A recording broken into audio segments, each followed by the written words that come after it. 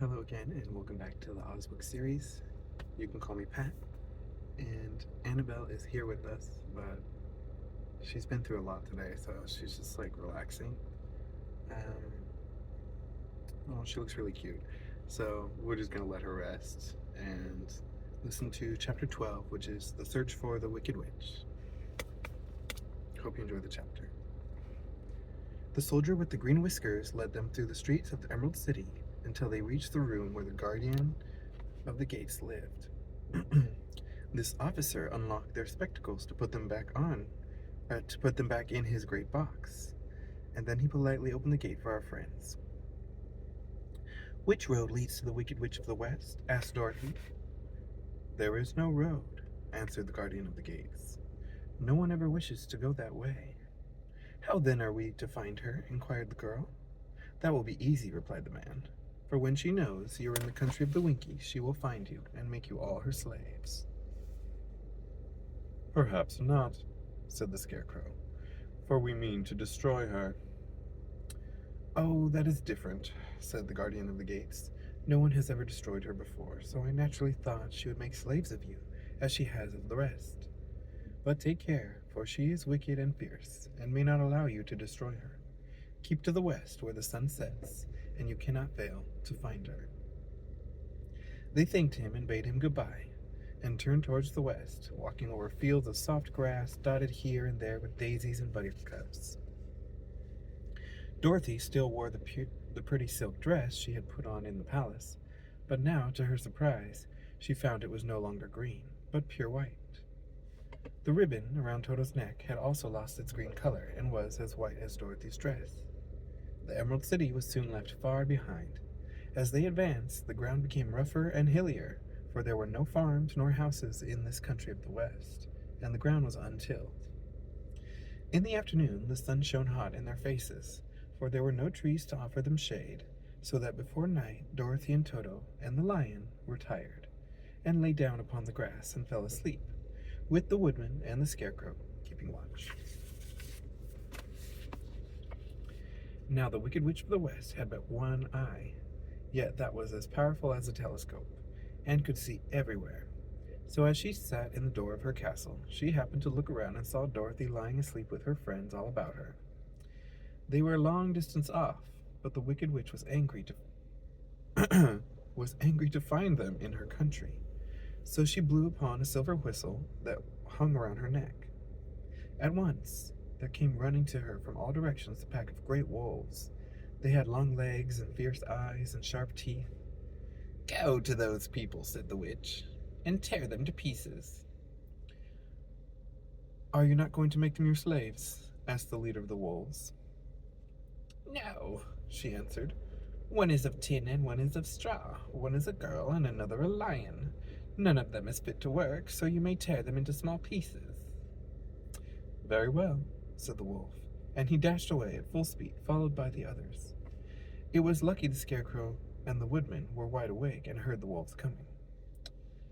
"This is my fight," said the Woodman, "so get behind me, and I will meet them as they come." He seized his axe, which he had made very sharp, and as the leader of the wolves came on, the Tin Woodman swung his arm and chopped the wolf's head from its body, so that it immediately died. As soon as he could raise his axe, another wolf came up, and he also fell under the sharp edge of the Tin Woodman's weapon. There were 40 wolves, and 40 times a wolf was killed, so that at last they all lay dead in a heap before the Woodman. Then he put down his axe and sat beside the Scarecrow, who said, "It was a good fight, friend." They waited until Dorothy awoke the next morning. The little girl was quite frightened when she saw the great pile of shaggy wolves, but the Tin Woodman told her all. She thanked him for saving them and sat down to breakfast, after which they started again upon their journey. Now this same morning the Wicked Witch came to the door of her castle and looked out with her one eye that could see afar off. She saw all her wolves lying dead and the strangers still traveling through her country. This made her angrier than before, and she blew her whistle twice. Straightway a great flock of wild crows came flying toward her, enough to darken the sky, and the Wicked Witch said to the King Crow, "Fly at once to the strangers. Peck out their eyes, and tear them to pieces." The wild crows flew in one great flock toward Dorothy and her companions. When the little girl saw them coming, she was afraid. But the Scarecrow said, "This is my battle, so lie down beside me and you will not be harmed." So they all lay upon the ground except the Scarecrow, and he stood up and stretched out his arms. And when the crows saw him, they were frightened, as these birds always are by scarecrows, and did not dare to come any nearer. But the King Crow said, "It is only a stuffed man. I will peck his eyes out." The King Crow flew at the Scarecrow, who caught it by the head and twisted its neck until it died. And then another crow flew at him, and the Scarecrow twisted its neck also. There were 40 crows, and 40 times the Scarecrow twisted a neck until at last all were lying dead beside him. Then he called to his companions to rise, and again they went upon their journey. When the Wicked Witch looked out again and saw all her crows lying in a heap, she got into a terrible rage and blew 3 times upon her whistle. Forthwith there was heard a great buzzing in the air, and a swarm of black bees came flying toward her. "Go to the strangers and sting them to death," commanded the witch. And the bees turned and flew rapidly until they came to where Dorothy and her friends were walking. But the woodman had seen them coming, and the Scarecrow had decided what to do. "Take out my straw hat and scatter it over the little girl and the dog and the lion," he said to the woodman. "And the bees cannot sting them." This the woodman did, and as Dorothy lay close beside the lion and held Toto in her arms, the straw covered them entirely. The bees came and found no one but the woodman to sting. So they flew at him and broke off all their stings against the tin without hurting the woodman at all. And as bees cannot live when their stings are broken, that was the end of the black bees, and they lay scattered thick about the woodman like little heaps of fine coal. Then Dorothy and the lion got up, and the girl helped the Tin Woodman put the straw back into the Scarecrow again, till he was as good as ever. So they started upon their journey once more. The Wicked Witch was so angry when she saw her black bees in little heaps like fine coal that she stamped her foot and tore her hair and gnashed her teeth. And then she called a dozen of her slaves, who were the Winkies, and gave them sharp spears, telling them to go to the strangers and destroy them. The Winkies were not a brave people, but they had to do as they were told. So they marched away until they came near to Dorothy. Then the lion gave a great roar and sprang toward them, and the poor Winkies were so frightened that they ran back as fast as they could. When they returned to the castle, the Wicked Witch beat them well with a strap, and sent them back to their work, after which she sat down to think that what she should do next. She could not understand how all her plans to destroy these strangers had failed, but she was a powerful witch as well as a wicked one, and she soon made up her mind how to act. There was, in her cupboard, a golden cap with a circle of diamonds and rubies running round it. This golden cap had a charm. Whoever owned it could call 3 times upon the winged monkeys, who would obey them. Who would obey any order they were given. But no person could command these strange creatures more than 3 times. Twice already the Wicked Witch had used the charm of the cap. Once was when she made the Winkies her slaves, and set herself to rule over their country. The winged monkeys had helped her do this. The second time was when she had fought against the great Oz himself, and driven him out of the land of the West. The winged monkeys had also helped her in doing this. Only once more could she use this golden cap, for which she did not like to do so until all her powers were exhausted. But now that her fierce wolves and her wild crows and her singing bees were gone, and her slaves had been scared away by the cowardly lion, she saw there was only one way left to destroy Dorothy and her friends. So the Wicked Witch took the golden cap from her cupboard and placed it upon her head. Then she stood upon her left foot and said slowly, "Epe, pepe, keke." Next, she stood upon her right foot and said, "Hilo, holo, hello." After this, she stood upon both feet and cried in a loud voice, "Sizzy, zoozy, zick." Now the charm began to work. The sky was darkened, and a low rumbling sound was heard in the air. There was a rushing of many wings, a great chattering and laughing, and the sun came out of the dark sky to show the Wicked Witch surrounded by a crowd of monkeys, each with a pair of immense and powerful wings on his shoulders.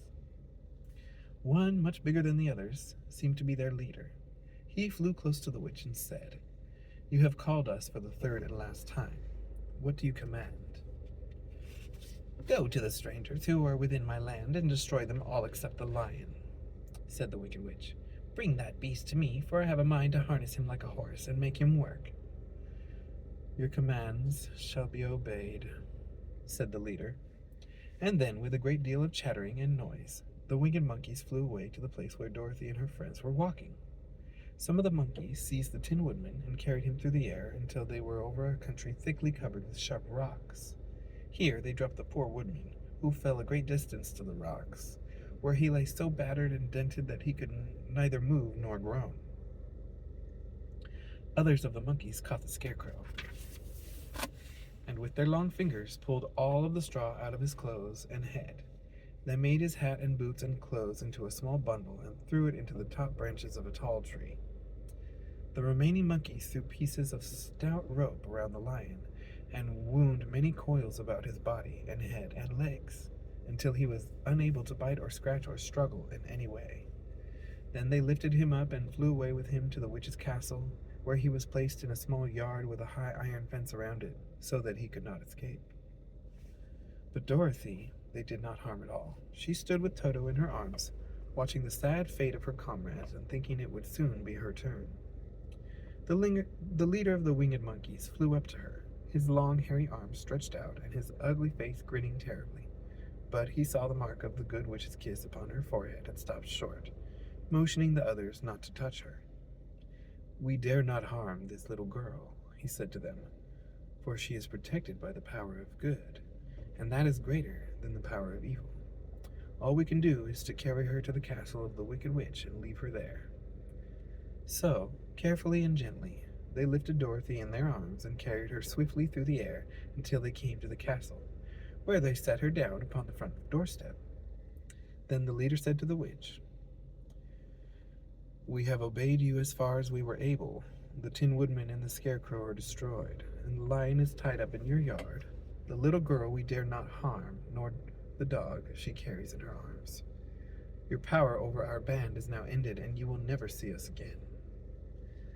Then all the winged monkeys, with much laughing and chattering and noise, flew into the air and were soon out of sight.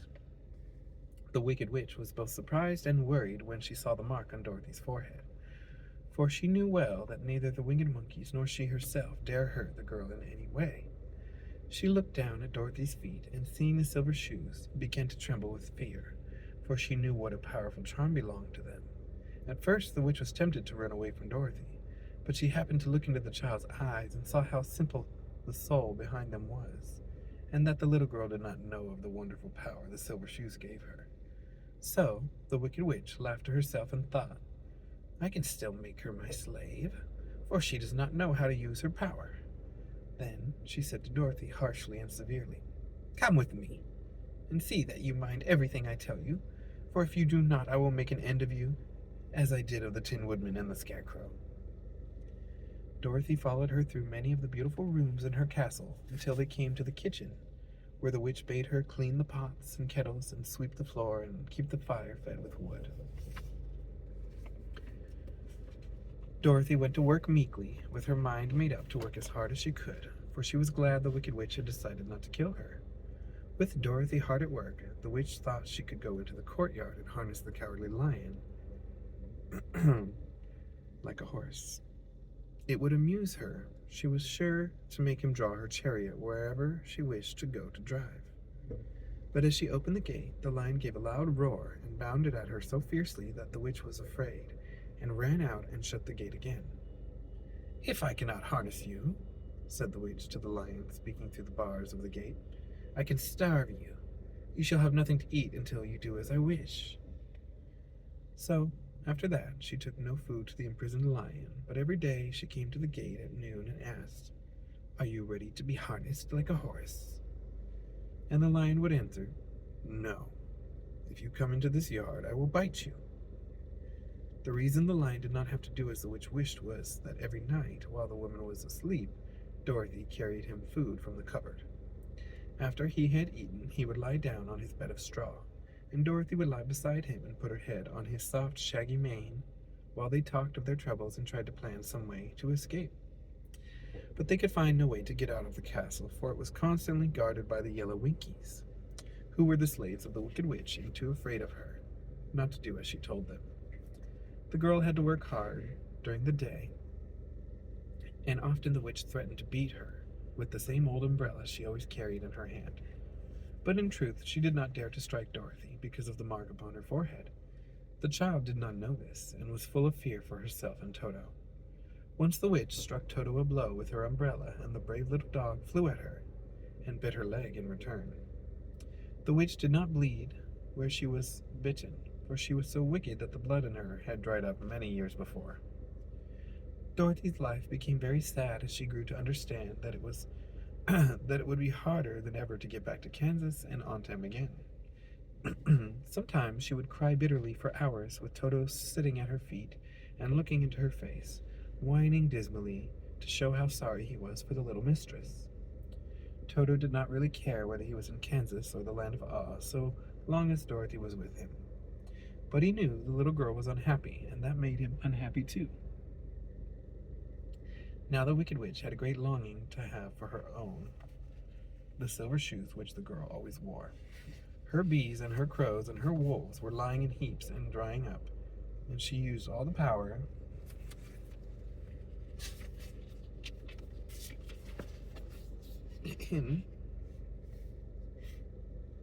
of the golden cap. But if she could only get hold of the silver shoes, they would give her more power than all the other things she had lost. She watched Dorothy carefully to see if she ever took off her shoes, thinking she might steal them. But the child was so proud of her pretty shoes that she never took them off except at night, and when she took her bath. The witch was too much afraid of the dark to dare go in Dorothy's room at night to take the shoes, and her dread of water was greater than her fear of the dark, so she never came near when Dorothy was bathing. Indeed, the old witch never touched water, nor ever let water touch her in any way. But the wicked creature was very cunning, and she finally thought of a trick that would give her what she wanted. She placed a bar of iron in the middle of the kitchen floor, and then by her magic arts made the iron invisible to human eyes, so that when Dorothy walked across the floor, she stumbled over the bar, not being able to see it, and fell at full length. She was not much hurt, but in her fall, one of the silver shoes came off, and before she could reach it, the witch had snatched it away and put it on her own skinny foot.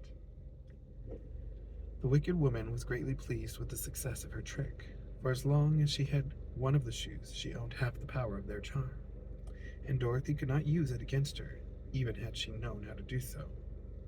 The little girl, seeing she had lost one of her pretty shoes, grew angry and said to the witch, "Give me back my shoe." "I will not," retorted the witch, "for it is now my shoe and not yours." "You are a wicked creature," cried Dorothy. "You have no right to take my shoe from me." "I shall keep it just the same," said the witch, laughing at her, "and someday I shall get the other one from you too."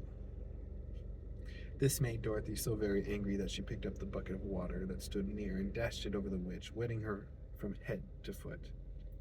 Instantly, the wicked woman gave a loud cry of fear, and then, as Dorothy looked at her in wonder, the witch began to shrink and fall away. "See what you have done," she screamed. "In a minute I shall melt away." "I'm very sorry indeed," said Dorothy, who was truly frightened to see the witch actually melting away like brown sugar before her very eyes. "Didn't you know water would be the end of me?" asked the witch in a wailing, despairing voice. "Of course not," answered Dorothy. "How should I?" "Well, in a few minutes I shall be all melted, and you will have the castle to yourself. I have been wicked in my day, but I never thought a little girl like you would ever be able to melt me and end my wicked deeds. Look out! Here I go!" With these words, the witch fell down in a brown, melted, shapeless mass and began to spread over the clean boards of the kitchen floor. Seeing that she had really melted away to nothing, Dorothy drew another bucket of water and threw it over the mess. She then swept it all out of the door. After picking out the silver shoe, which was all that was left of the old woman. She cleaned and dried it with a cloth and put it on her foot again. Then, being at least free to do as she chose, she ran out to the courtyard to tell the lion that the Wicked Witch of the West had come to an end, and that they were no longer prisoners in a strange land. Oh my gosh, thank you so much for listening to Chapter 12, The Search for the Wicked Witch. I hope you enjoyed, and since Annabelle did not make an appearance, I'm going to show you. She's right here.